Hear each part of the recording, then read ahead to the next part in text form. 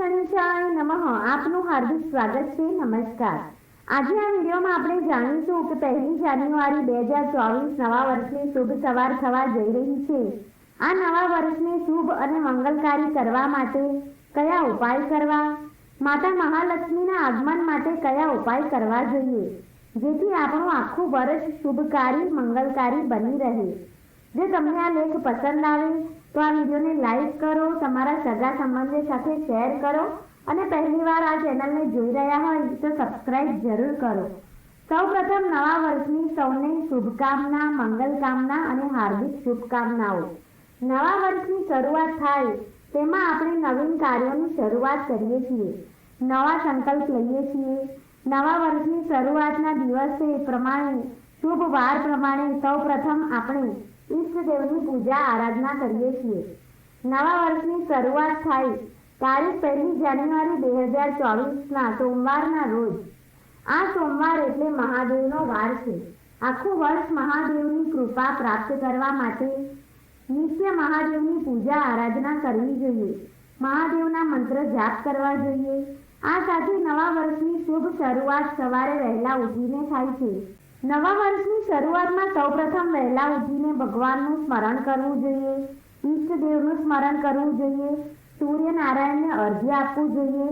પછી નવા વર્ષની શરૂઆતમાં કયો શુભ ઉપાય કરવો તે પણ આપણે આ વિડીયોમાં જાણીશું.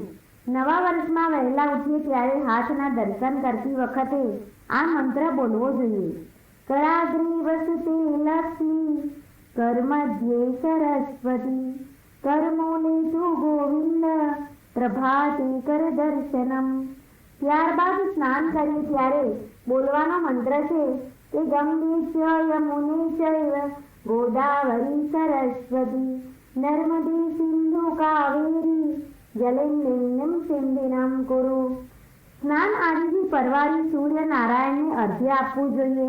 ભગવાન સૂર્યનારાયણ દેવને પ્રાર્થનાનો મંત્ર છે આદિદેવ નમસ્તુભ્યમ, પ્રસિદ્ધ મમ ભાસ્કર, દિવાકર નમસ્તુભ્યમ, પ્રભાકર નમોસ્તુતે. ત્યારબાદ ભગવાનની સામે જ્યારે પૂજા આરાધના કરીએ છીએ, દીવો પ્રગટાવીએ છીએ ત્યારે બોલવાનો મંત્ર છે કે શુભમ કરોતિ કલ્યાણમ, આરોગ્યમ ધન સંપદ, શત્રુબુદ્ધિ વિનાશાય, દીપક જ્યોતિર નમોસ્તુતે. ત્યારબાદ સૌપ્રથમ ભગવાન શ્રી ગણેશજીનું પૂજન કરવું. વક્રતુંડે મહાકાય, સૂર્યકોટિ સમપ્રભ, નિર્વિઘ્નમ કુરુ મે દેવ, સર્વ કાર્યેષુ સર્વદા. ભગવાનની પૂજા આરાધના કર્યા પછી આશીર્વાદ મેળવવા. હંમેશા પૂજા કરવાથી, ભગવાનને પ્રાર્થના કરવાથી મન, બુદ્ધિ, વાણી પવિત્ર થાય છે અને ઈશ્વર પર વિશ્વાસ વધે છે. ત્યારબાદ આપણા ઘરનો જે ઉંબરો છે ત્યાં પાણી છાંટીને સાફ કરી સાથિયા કરવા જોઈએ. ઘરનો દરવાજો સજાવવો જોઈએ. જરૂરિયાતમંદને દાન પુણ્ય કરવું જોઈએ અને ગાય માતાની સેવા કરવી જોઈએ અને બ્રાહ્મણોને દાન દક્ષિણા આપવી જોઈએ. પછી જ્યારે ઘરની રસોઈ કરીએ ત્યારે ઘરમાં કંઈક મીઠું અવશ્ય બનાવો અને ભગવાનને ભોગ લગાવો, પ્રસાદ મૂકો. ત્યારબાદ તે પ્રસાદ ઘરમાં સર્વે લેવો. આ રીતે આપણે નવા વર્ષની શરૂઆત કરી શકીએ છીએ. જો બની શકે તો એકબીજાને ગિફ્ટ પણ આપી શકીએ છીએ. જેની જેવી ઈચ્છા હોય તે પ્રમાણે શુભ શરૂઆત કરી શકાય છે.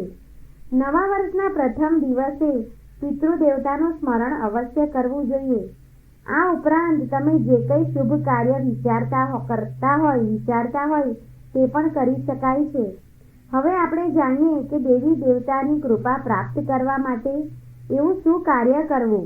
આમ તો શુભ શરૂઆત ગણેશજીથી જ થાય છે. ભગવાન ગણેશજીને દુર્વા ખાસ અર્પણ કરવી જોઈએ. પ્રસાદ ચડાવો તથા ધૂપ, દીપ, નૈવેદ્યથી આદિથી પૂજન અર્ચન કરવું જોઈએ. આપણે સવારે ગાય માતાના દર્શન થાય તો પણ એક શુભ સંકેત છે. ઘરમાં પશુ પક્ષીઓ જો માળા બનાવતા હોય તો પણ આ એક શુભ સંકેત છે. શંખનાદ સંભળાવવા લાગે તો આવા સંકેતો તમને શુભ સંકેત આપે છે. આવા સંકેત સકારાત્મક બદલાવ જીવનમાં લાવે છે. સપનામાં આપણે કોઈ દેવી દેવતાના દર્શન થાય તો પણ કહેવાય છે કે કે ઘરમાં માતા લક્ષ્મી સ્વયં પધારે છે. સપનામાં જો દીપક પ્રગટતો જોવા મળે તે પણ વધુ પ્રમાણમાં ધન વૈભવની પ્રાપ્તિ દર્શાવે છે. આપણે પણિયારે જે ઘડો મૂકીએ છીએ, માટલું મૂકીએ છીએ, ત્યાં દીવો અવશ્ય પ્રગટાવવો જોઈએ. તેમાં શ્રી લક્ષ્મીનો વાસ માનવામાં આવે છે. આ વરુણ દેવતા નામનો દીપક હોય છે. પણિયારે જો દીપક પ્રગટાવવામાં આવે તો કહેવાય છે કે માતા લક્ષ્મીનું આગમન સદા રહે છે, ઘરમાં બરકત રહે છે. અને આ ઉપરાંત આપણા પૂજા ઘરમાં શ્રી યંત્રની સ્થાપના કરવામાં આવે, તેની નિત્ય પૂજા અર્ચના કરવામાં આવે તો લક્ષ્મી દેવીની કૃપા હંમેશા આપણા પર બની રહે છે. ઘરમાં સુખ સમૃદ્ધિ મળે છે, સૌભાગ્યની પ્રાપ્તિ થાય છે. તો મિત્રો, આપણે સાંભળ્યું કે નવા વર્ષની શરૂઆતમાં શું કરવું, કયા મંત્રનો જાપ કરવો જોઈએ, કયા ઈષ્ટદેવની આરાધના કરવી જોઈએ, લક્ષ્મી કૃપા માટે શું કરવું જોઈએ. મને આશા છે કે તમને આ વિડીયો પસંદ આવ્યો હશે. તો આ વિડીયોને લાઈક કરો, તમારા સગા સંબંધીઓ સાથે શેર કરો અને ચેનલ પર તમે પહેલી વાર હોય તો ચેનલને સબસ્ક્રાઈબ જરૂર કરજો. જય લક્ષ્મી માં.